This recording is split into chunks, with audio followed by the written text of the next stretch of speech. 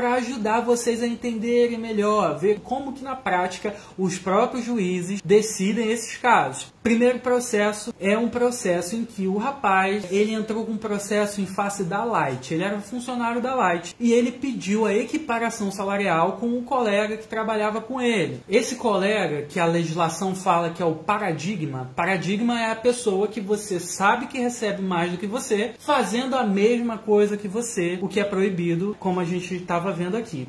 Então, como que aconteceu esse caso? Ele pediu essa equiparação com esse colega dele, que desempenhava a função de supervisor, e ele ganhava menos que esse outro colega fazendo as mesmas funções. Aí, quando ele entrou com o processo, né, o advogado dele fez lá a defesa, a empresa se manifestou sobre a defesa, chegaram na audiência. Na hora que o juiz foi ouvir esse rapaz, que entrou com um pedido de equiparação, ele disse que ingressou na empresa como auxiliar de escritório na tesouraria, depois passou para a função de despachante e depois para supervisor. E que o paradigma, né, o rapaz que desempenhava as mesmas funções que ele entendia que ele já trabalhava nessa mesma função há mais de 2 anos. Ou seja, ele já estava contratado, desempenhava aquelas funções há mais de 2 anos antes do rapaz aqui que entrou com o processo ser promovido. Então, quando o rapaz foi promovido, o outro que recebia mais do que ele já estava há mais de 2 anos trabalhando ali. E o que eu falei lá atrás? Que um dos requisitos da equiparação salarial é qual? Estar contratado na mesma empresa por período menor que 4 anos e estar desenvolvendo a mesma função há menos de 2 anos. E aqui o juiz, a própria pessoa que fez o pedido judicial, falou que quem ele apontou que recebia mais já trabalhava mais de 2 anos do que ele. Então você pode ver que, obviamente, o pedido desse rapaz ele não foi aceito, porque o juiz não visualizou, no caso concreto dele, todos os requisitos que a lei elenca para ser recebida a equiparação salarial. Aqui fica bem claro. Então a decisão do juiz foi a seguinte: equiparação salarial pressupõe que os trabalhos desempenhados pelo empregado e o paradigma sejam efetuados concomitantemente, durante o mesmo período, sendo indevida a pretensão em função de substituição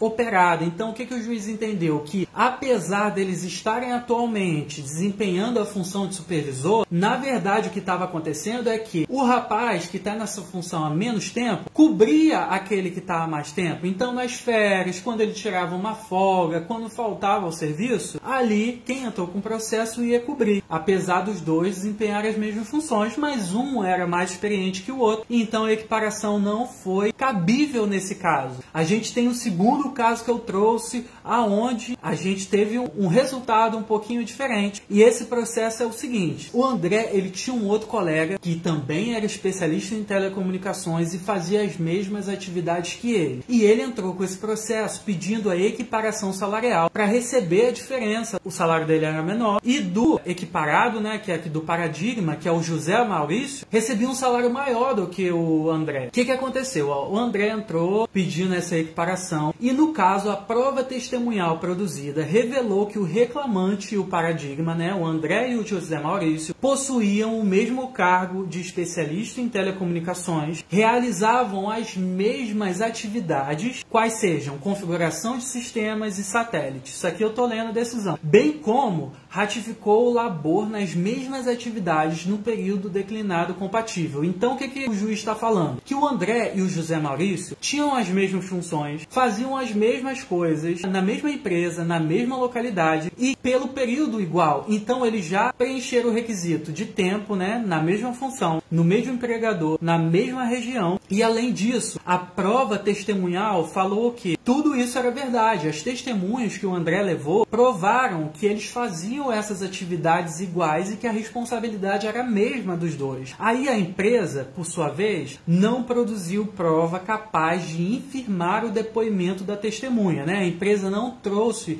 pessoas, testemunhas, capazes de demonstrar que os dois, o André e o José Maurício, faziam coisas diferentes. E o que aconteceu? Contrariamente a isso, os contra-cheques do reclamante do paradigma demonstram que o autor percebia remuneração inferior à paga paga ao José Maurício. Então, a empresa, no processo de equiparação salarial, ela tem algumas obrigações. E uma das obrigações dela é trazer o contra-cheque tanto de quem entrou com o processo, quanto da pessoa que está entrando com o processo apontou que exerce ali as mesmas atividades. Nesse caso, a empresa apresentou esses contra-cheques, mas o juiz visualizou que efetivamente um recebia menos do que o outro. E a empresa não conseguiu provar por que recebia mais do que o outro. A empresa, ela pode pagar mais para um funcionário que tem mais responsabilidade, que trabalha mais horas extras, que não falta durante o mês, né, que não tem descontos no salário. Essas são as diferenciações que podem ocorrer no dia a dia. Mas se a empresa paga um salário para você e outro para a Joana, e vocês duas trabalham os mesmos dias, fazem a mesma carga horária, têm atividades semelhantes com o mesmo rigor técnico, então não existe justificativa e o empregador ele não pode fazer isso. Eu peguei aqui, inclusive, quanto que o André vai levar nesse processo, porque